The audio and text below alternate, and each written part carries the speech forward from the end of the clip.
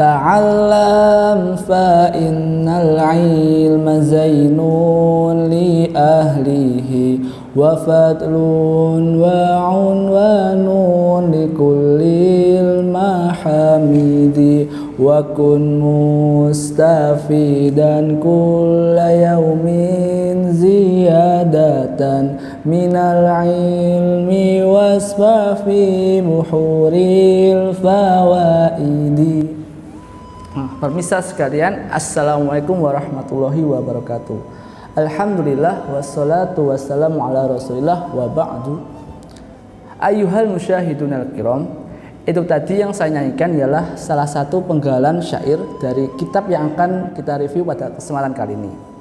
Nah, kitab ini berjudul lengkap Ta'limul Muta'alim fi Thariqit Ta'allum karya Syekh Burhanuddin Ibrahim Az-Zarnuji. Lalu untuk pijakan terjemahan sendiri kita memakai terjemahan dari penerbit Aqwam yang berjudul Ta'limul Muta'alim, pentingnya adab sebelum ilmu. Pemirsa sekalian rahimakumullah, tentunya bukan rahasia umum lagi pada zaman now dunia pendidikan kita merasakan kegelisahan yang amat sangat. Karena profil lulusan sekarang masih menyisakan banyak PR, sehingga kebijakan berubah-ubah, kurikulum pun gonta-ganti, lalu banyak lembaga yang menawarkan janji, namun kegelisahan tak kunjung terobati. Nah, pemirsa sekalian, kejadian di atas bukan kita saja yang mengalami, namun jauh-jauh berabad yang lalu kaum muslimin lebih terkhusus sudah mengalami fenomena tersebut, sehingga bangkitlah murabi untuk mengatasi fenomena tersebut. Di antara salah satu pakar fenomena tersebut ialah Imam Az-Zarnuji. Nah, beliau mengarang kitab Ta'limul Muta'alim ini yang berisi 13 pasal bahasan tentang tips-tips agar seorang pelajar mendapatkan keutamaan ilmu serta keberkahan ilmu. Nah, sebelum mengulas lebih lengkap tentang kitab Ta'limul Muta'alim, lebih baiknya saya memperkenalkan diri terlebih dahulu. Nah, di sini nama saya ialah Farhan Nabil Mutaki dari SMIT Darut Taqwa. Pengarang kitab ini bernama lengkap Syekh Burhanuddin Ibrahim Az-Zarnuji Al-Hanafi. Beliau bergelar sebagai Burhanul Islam atau Burhanuddin. Lalu Az-Zarnuji sendiri dinisbatkan karena beliau berdomisili di daerah Zarnut, Turki. Sedangkan Al-Hanafi karena beliau bermazhab Hanafi. Nah, beliau juga menuntut ilmu di dua daerah, yaitu Bukhara serta daerah Samarkand. Adapun guru-guru beliau antara lain yang pertama ialah Syekh Burhanuddin, pengarang kitab Al-Hidayah, lalu Syekh Hamad bin Ibrahim, pengarang kitab Al-Hidayah juga, namun juga sebagai seorang ahli ilmu fikih, ilmu kalam serta sastra Arab. Lalu ada juga Syekh Zahiruddin bin Ali Al-Murginani, seorang mufti di Samarkand. Pemirsa sekalian rahimakumullah, risalah atau kitab kecil ini memuat 13 pasal bahasan, yang diantaranya ialah seperti pasal definisi ilmu fikih dan keutamanya, yang kedua lalu pasal niat ketika belajar, yang ketiga pasal memilih ilmu guru dan kesabaran dalam belajar, lalu pasal ta'zim terhadap ilmu dan ahli ilmu, dan sampai ke 13 pasal bahasan tersebut. Namun di sini saya rasa perlu untuk merangkum dalam 5 bahasan saja. Yang pertama ialah tentang definisi ilmu, yang kedua tentang keutamaan ilmu, lalu yang ketiga tentang etika dalam menuntut ilmu, yang keempat teknik dalam menuntut ilmu, serta yang kelima ialah hal-hal yang menjadi penunjang dalam menuntut ilmu. Ya ikhwani fillah rahimakumullah, pasal bahasan yang pertama ialah tentang definisi ilmu.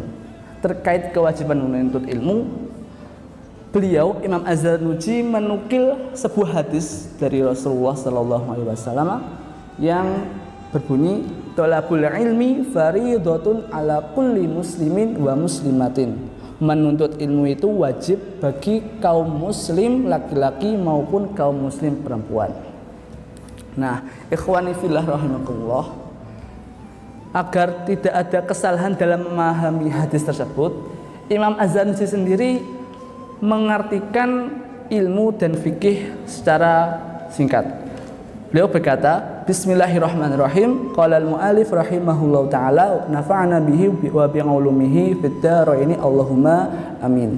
Wa amma tafsirul ilmi fahuwa sifatun yatajalla bihal madkur liman qamat hiya bihi kama huwa wal fiqhu ma'rifatu daqaiqil ilmi ma'ana wa'ilat. Yang artinya ilmu adalah suatu sifat yang dimiliki seseorang, maka dengan sifat itu perkara-perkara lainnya akan menjadi jelas. Sedangkan fikih beliau artikan ialah memahami suatu detail tentang ilmu beserta solusinya. Ikhwani fillah rahimakumullah, wajib yang ada dalam hadis itu beliau Imam Az-Zarnuji artikan bukanlah wajib untuk menuntut semua ilmu, namun beliau artikan untuk menuntut ilmu yang kita butuhkan dalam kondisi tertentu. Semisal seperti menuntut ilmu tentang tata cara sholat, lalu tata cara wudhu, dan tata cara mengubur jenazah. Nah, itu disebut dengan ilmu hal. Adapun selain ilmu hal atau ilmu tingkat lanjut, beliau memberi hukum sebagai fardu kifayah. Ikhwani fillah rahimakumullah. Lalu pada bahasan yang kedua tentang keutamaan ilmu.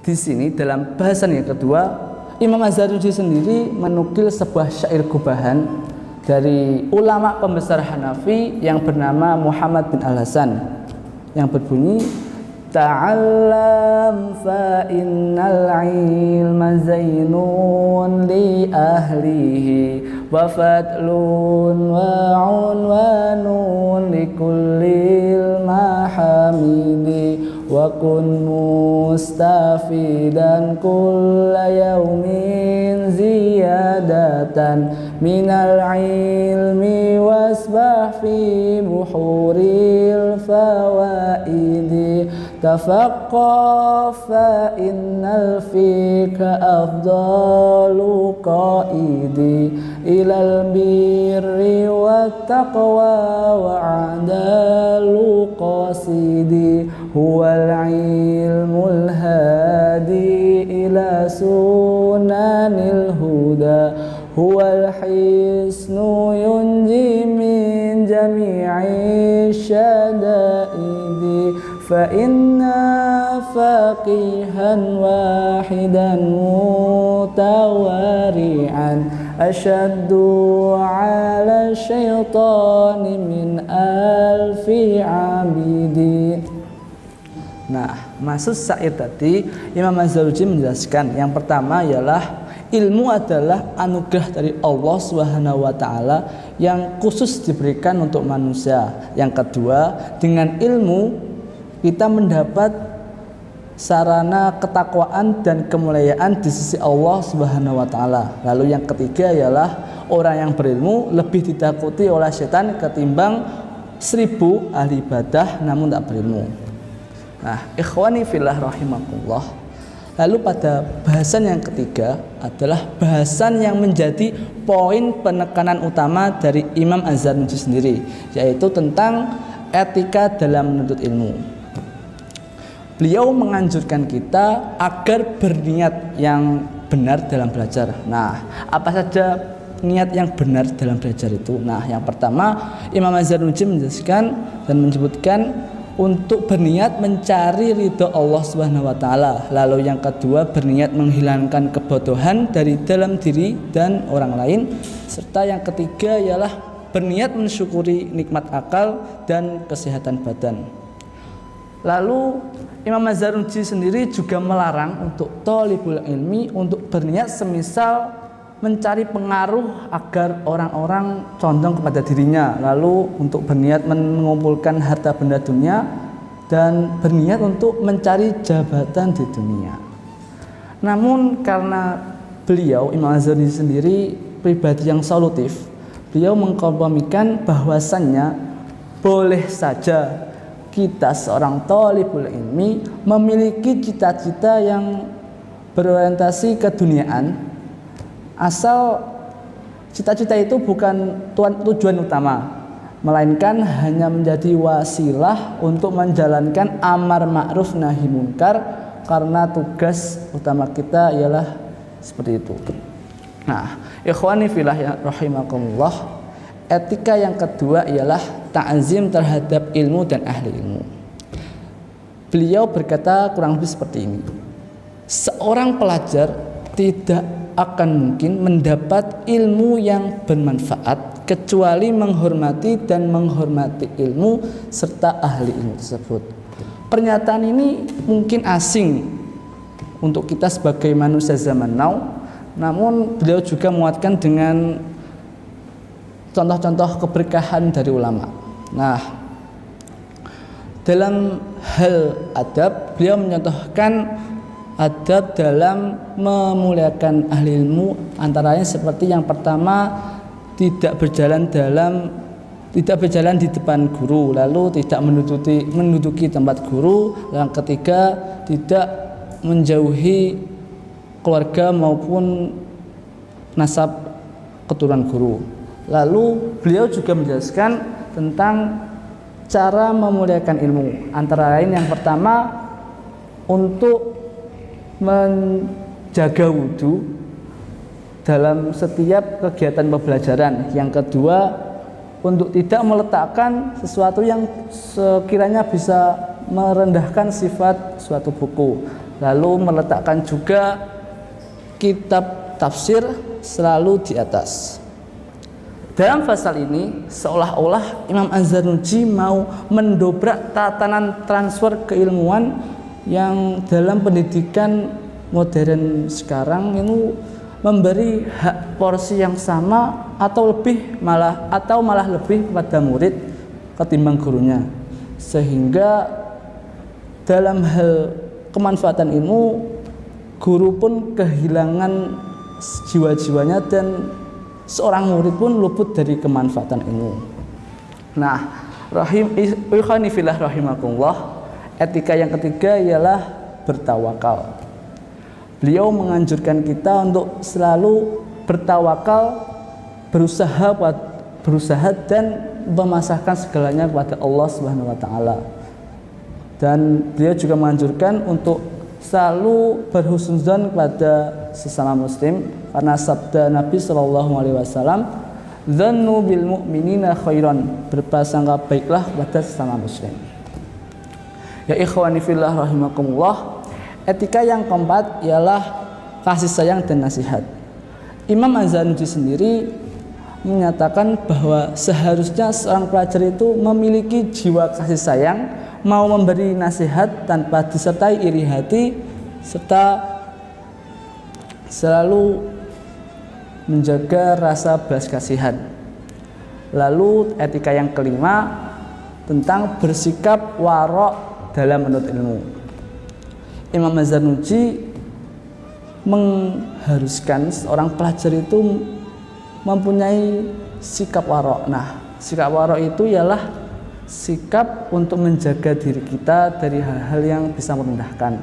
Antara contoh antara perbuatan warok ialah yang pertama, menjauhi perut terlalu kenyang, lalu banyak tidur, lalu banyak bicara yang tidak berguna. Ya ikhwani fillah rahimakumullah. Lalu pada bahasan keempat, beliau menjelaskan tentang teknik dalam menuntut ilmu. Dalam teknik menuntut ilmu, yang pertama beliau menganjurkan untuk kita memilih ilmu, guru, serta teman dalam belajar.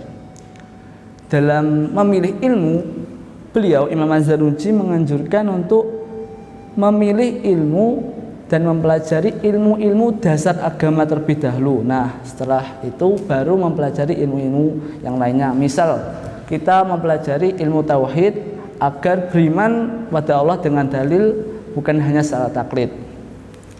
Lalu dalam memilih guru, Imam Az-Zarnuji menganjurkan untuk memilih guru yang lebih alim, warok, serta yang lebih tua. Dalam memilih teman juga beliau menganjurkan untuk memilih teman yang tekun, warok, kokoh, bertabiat lurus dan tanggap. Dalam pasal ini,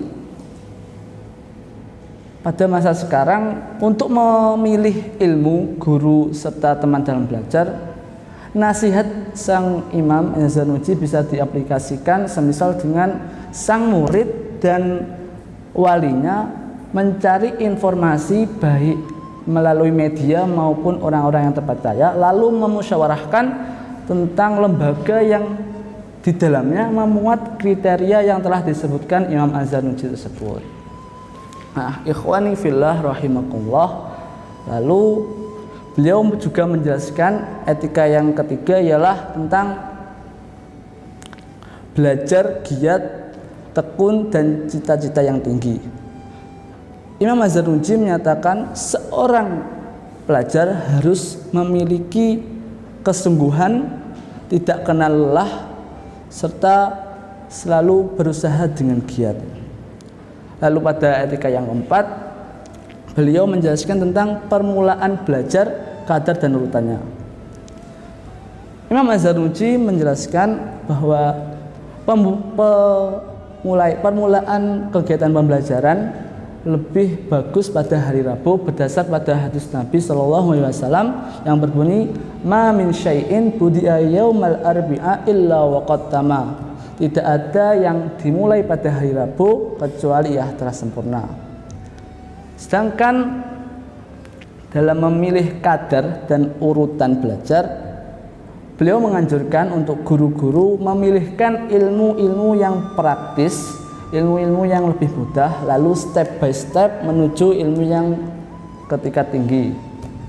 Lalu dalam masa belajar, beliau menganjurkan untuk belajar pada saat muda, lalu saat menjelang subuh dan ketika waktu antara maghrib dan isya.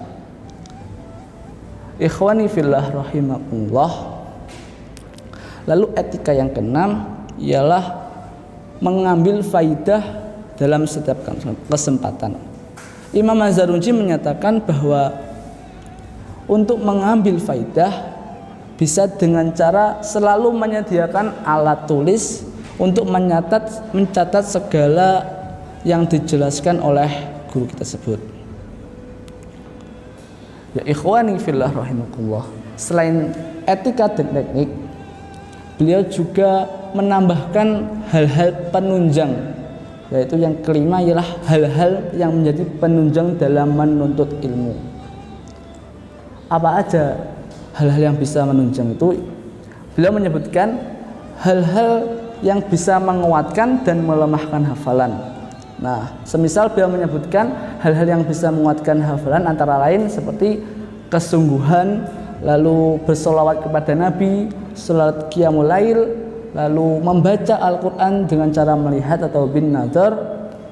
Tentang hal-hal yang bisa melemahkan hafalan, beliau menyebutkan antara lain seperti perbuatan dosa, lalu selalu gelisah, khawatir, hati disibukkan oleh dunia, serta memakan makanan yang mengandung bulgham atau lendir.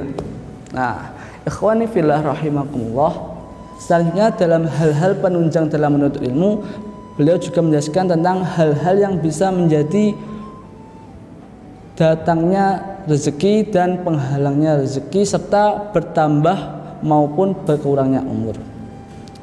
Dalam hal mendatangkan rezeki, beliau menyebutkan antara lain seperti selalu menegakkan sholat dengan khusyuk, lalu sholat duha, lalu berselawat kepada Nabi dan tidak menyepelekan sholat. Tentang hal-hal yang bisa menghalangi dari rezeki, beliau menyebutkan antara lain selalu berbuat maksiat, lalu tidur pada waktu subuh, dan banyak menggunjing orang lain. Tibalah kita pada penghujung acara review kita ini, yaitu kesimpulan bahwa dapat disimpulkan bahwa jauh berabad-abad yang dulu sudah ada ulama yang membuat tips-tips agar keberkahan ilmu menjadi yang menjadi yang dapat kita selalu temukan di mana-mana. Lalu beliau juga menjelaskan bahwa pada zaman dahulu kaum pesohor ulama sudah terbukti keberkahan ilmunya dari zaman para salaf maupun sampai zaman para khalaf. Preview sendiri ingin menambahkan dan mengharapkan untuk adanya usaha untuk menjadikan kitab Ta'lim Muta'alim ini sebagai pegangan wajib di berbagai sekolah yang berbasis Islam, dengan menyesuaikan semisal dengan mengkaji maupun dengan metode penerapan yang sama dan dengan pengeditan atas perkembangan zaman sosial sekarang. Ya ikhwani fillah rahimakumullah, semoga kita diberkahi oleh Allah atas ilmu Imam Az-Zarnuji sendiri. Dan sekian, terima kasih review kitab pada kali ini. Subhanakallahumma wa bihamdika asyhadu an la ilaha illa anta astaghfiruka wa atubu ilaik. Wa sallallahu ala sayyidina Muhammad wa ala alihi wa sahbihi wa akhiran. Saya Farhan Nabil Muttaqi dari SMIT Darut Taqwa. Wassalamualaikum warahmatullahi wabarakatuh.